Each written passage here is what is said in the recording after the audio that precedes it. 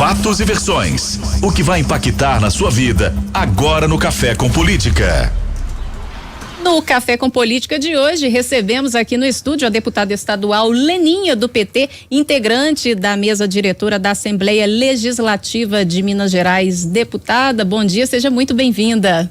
Muito obrigada, bom dia, Patrícia. Isso. Bom dia também aos ouvintes da Rádio Super, do Café com Política. É uma alegria estar aqui para atualizarmos os acontecimentos da Assembleia. A alegria sempre nossa, e eu começo perguntando à senhora o seguinte: a senhora é a primeira mulher negra a ocupar esse cargo tão importante, né? A vice-presidência da Assembleia Legislativa de Minas Gerais. E eu queria que a senhora contasse pra gente qual que é o significado, a emoção, né? A simbologia de ocupar esse cargo. Bom, é um sentimento de responsabilidade. Afinal, muitas que me antecederam lutaram muito para que uma mulher pudesse ocupar esse lugar na mesa.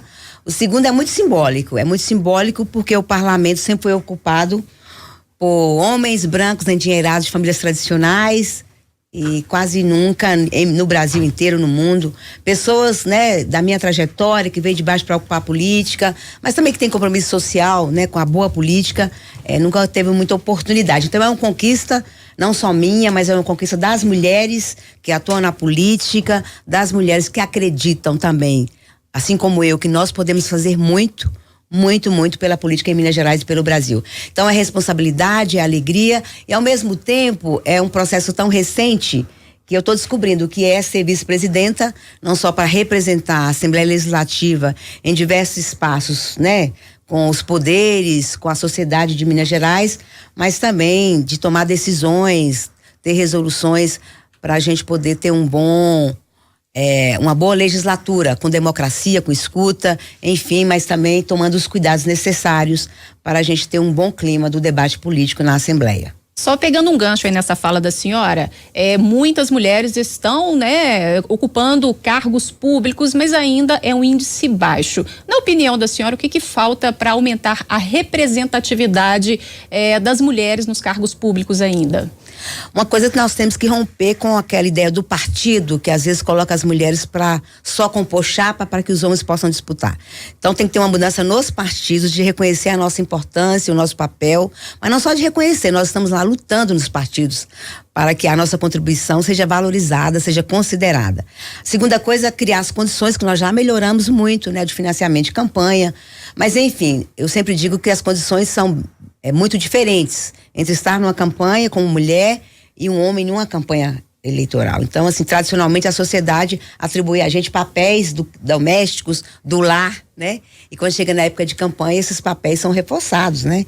E a gente precisa, então, distribuir bem o nosso tempo, a gente precisa ir para a disputa que não é igual, né? Para mulheres, inclusive, é muito mais difícil. Mesmo com a legislação que coloca que o financiamento precisa ser diferente, nós precisamos fiscalizar muitos partidos, que a maioria não cumprem com o que está na legislação de criar as melhores condições para que as mulheres tenham um bom material de campanha, para que as mulheres tenham condições de ir para a rua, de fazer a sua campanha eleitoral. Uhum. A violência política tem sido uma marca de processos eleitorais e do debate político e público nas câmaras, nas assembleias, na briga pelo poder executivo. Quando vocês, mulheres que estão na Assembleia Legislativa, se unem, o tipo de violência destinada a vocês, e eu vou citar aqui nominalmente a deputada Maria Clara Marra, a senhora Bela Gonçalves, todas elas entendem o mesmo sofrimento, ou mesmo para vocês, mulheres, que são de origens diferentes, que são de cores diferentes, é a mesma coisa, deputada? Eu creio que há uma diferença, porque a pauta que a gente carrega é diferente. Então, nós temos mulheres que compõem a nossa bancada, né?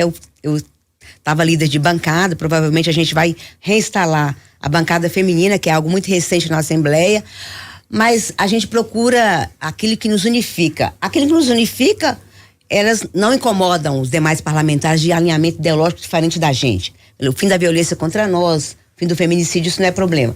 Mas algumas pautas, né? O mundo LGBTQIA+, a discussão do combate ao racismo, isso são coisas que fazem que nós somos portadores dessa pauta, que a gente sofra mais violência política do que aquelas que trazem uma pauta que é mais unanimidade da sociedade. Então, quando a gente fala de combate ao racismo, é lógico que quem é negro que sabe o que é um racismo numa sociedade.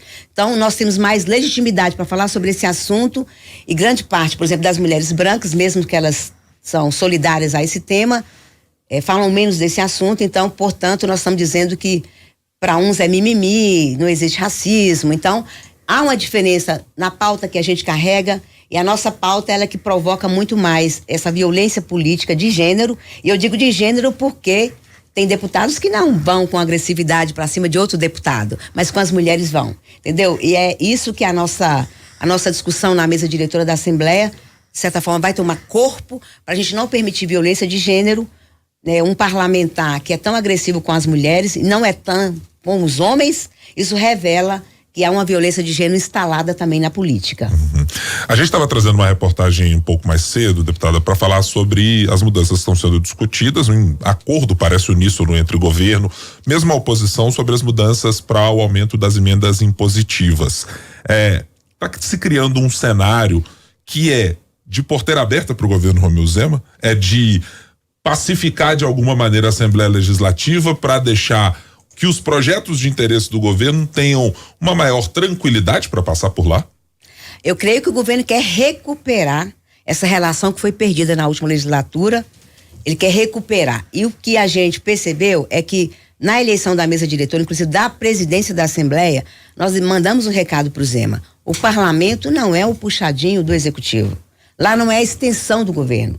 Então, essa história das emendas, nós entramos no final da legislatura passada, a gente não conseguiu colocar em pauta para aprovação, e agora, e é lógico que a proposta não partiu do governo. Na legislatura passada, a proposta partiu do nosso bloco. Como a bancada federal também está aumentando as emendas impositivas, a gente automaticamente fez a discussão de também aumentar as emendas impositivas em Minas Gerais, que pra gente é muito importante para acabar com orçamento secreto. Se tem dinheiro para determinado deputado, tem que ter para todos e todas. Isso é o exercício da transparência, do bom uso do dinheiro público. E agora, nessa legislatura, a proposta volta não pelas mãos do bloco de oposição, mas volta pela mão dos deputados governistas.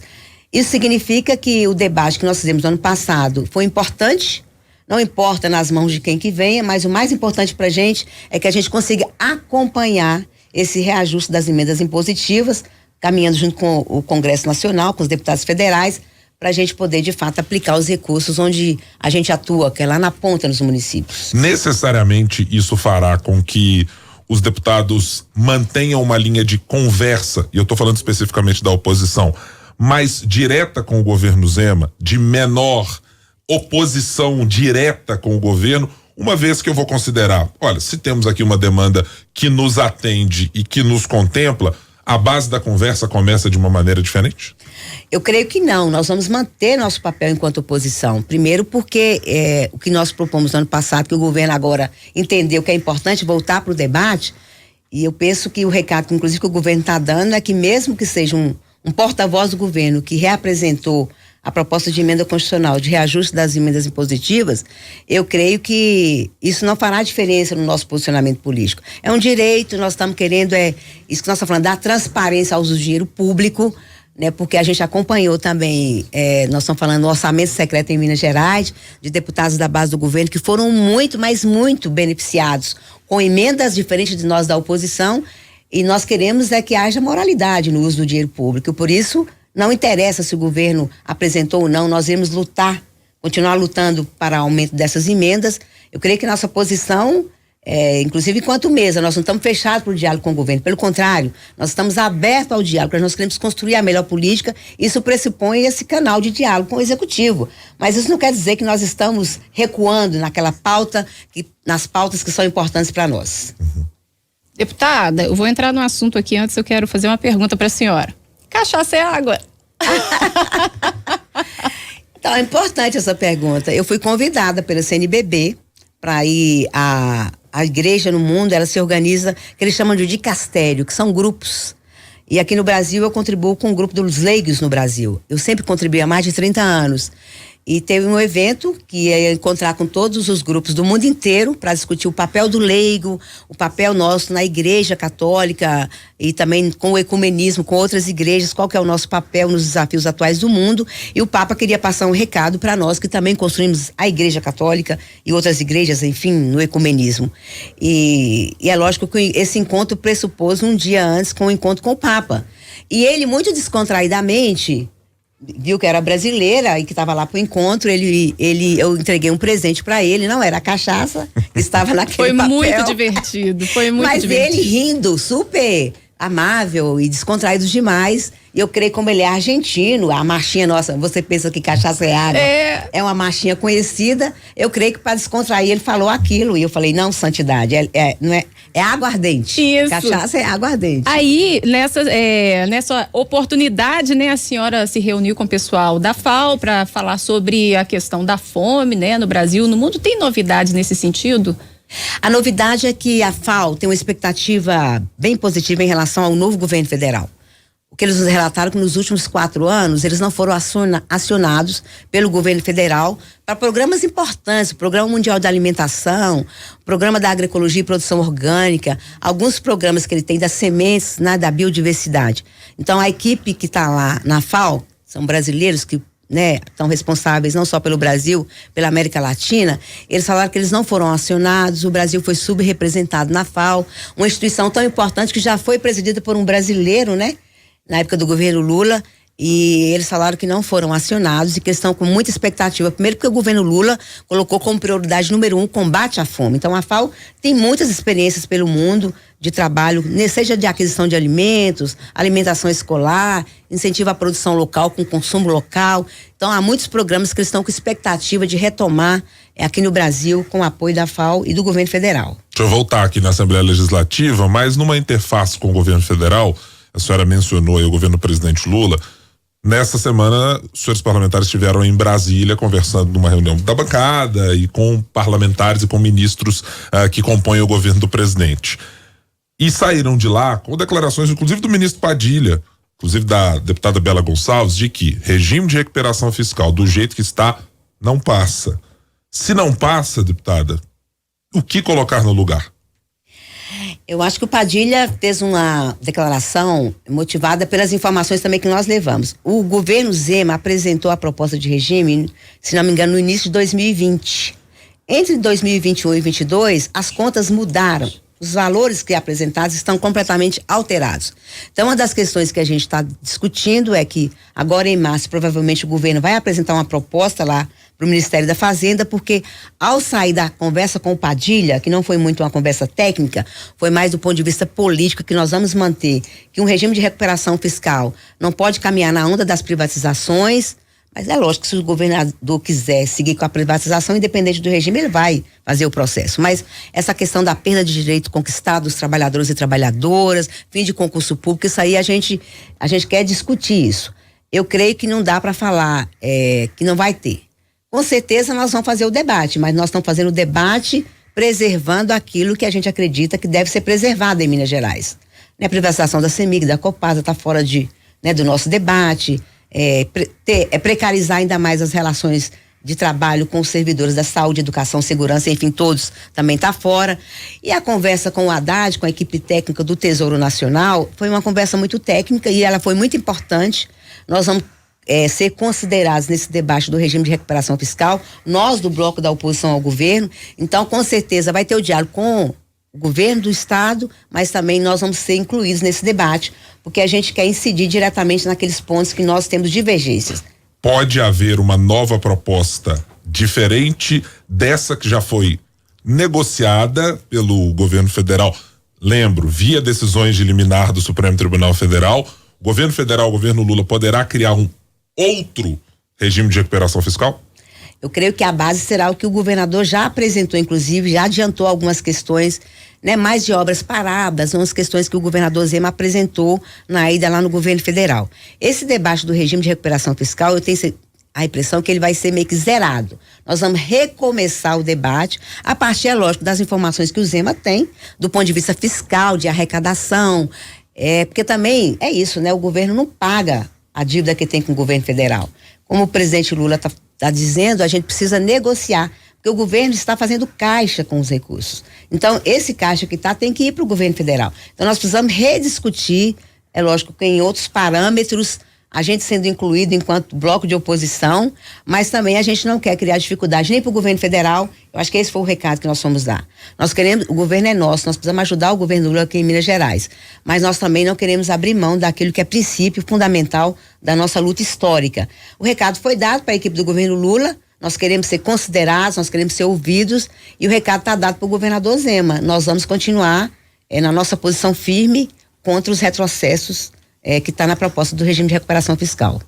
E a senhora, sendo do PT, tem uma interlocução muito grande com o governo Lula e pode contribuir muito também para esse intermédio, né, de pautas junto à esfera federal, como esse caso mesmo, né? Claro, nós estamos com muita expectativa de que a Assembleia possa ter um protagonismo, a minha presença na mesa com o nosso bloco de oposição, não só na questão do regime de recuperação fiscal, mas os programas que nós queremos ter de volta também em Minas Gerais. Então, nós estamos naquela fase de aguardar do ponto de vista orçamentário, porque o governo trabalha com o orçamento do ano anterior. Então, o orçamento que o governo Lula está trabalhando é um orçamento voltado lá no governo Bolsonaro. Então, nós precisamos ter paciência, calma, mas a mais importante para a gente é que a gente retome o pobre no orçamento, como diz o Lula e está dizendo em todo quanto é lugar, que a gente tem os programas sociais, não só para tirar, né, o Brasil, né, da linha da pobreza extrema, da fome, mas que a gente possa ter programas robustos, né, capazes de tirar as pessoas de uma situação de pobreza, de fome, enfim. São coisas que a gente está dialogando. A combate à fome, a história da educação básica, a história da saúde, que é a prioridade também do governo Lula, em função da pandemia, né? A gente tem muito problema de cirurgias eletivas, filas enormes, problema de falta de medicamento, então nós precisamos cuidar do povo brasileiro. Nós estamos conversando com a deputada estadual Leninha, primeira vice-presidente da Assembleia Legislativa. No Café com Política, hora do bate-pronto. Deputada, essa é a hora em que a gente faz uma pergunta rápida para uma resposta na mesma proporção. Combinados? Combinados. Como é ser a primeira mulher negra na direção da Assembleia Legislativa? Uma alegria. A oposição terá um embate mais ideológico do que na última legislatura? Agora com o governo Lula, sim. O melhor e o pior do governo Zema até agora? O melhor... Pode não ter também, deputado, fique à vontade. Na minha avaliação, não há nada de melhor. O espaço da oposição... Não, o pior... Sim, o pior, por gentileza. Tá. O pior é dizer uma coisa e fazer outra. Tá certo. O PT Minas recentemente deixou clara a insatisfação pelo pouco espaço aí na composição de ministérios de Lula. É um desafio para nós. O ministro e presidente do PSD de Minas Gerais, Alexandre Silveira. Uma incógnita. Nós conversamos com a deputada estadual, primeira vice-presidente da Assembleia Legislativa, Leninha. Deputado, muitíssimo obrigado pela presença aqui no nosso Café com Política. Já de antemão, estendo aqui as minhas congratulações pela Semana da Mulher. A Assembleia Legislativa está fazendo, acho que questões simbólicas muito importantes para mostrar o tamanho da relevância, da distância entre o que a sociedade tem de representatividade das mulheres e o que precisa ter nos espaços de decisão. Mas, claro, nosso desejo de boa sorte e para trilhar esse caminho com mulheres também, dos mais diversos espectros políticos que estão representadas na Assembleia pelo eleitor mineiro, e esse espaço aqui está sempre aberto também para os deputados e também para as mulheres que compõem a Assembleia. Obrigado. Eu agradeço aos ouvintes aí do Café com Política. É uma alegria estar aqui e eu estou à disposição sempre para a gente fazer um bom debate aqui também, através da Rádio Super. Um grande abraço. Minhas as palavras do Guilherme, seja sempre muito bem-vinda por aqui, viu, deputada? Obrigada, um bom dia para todos e todas.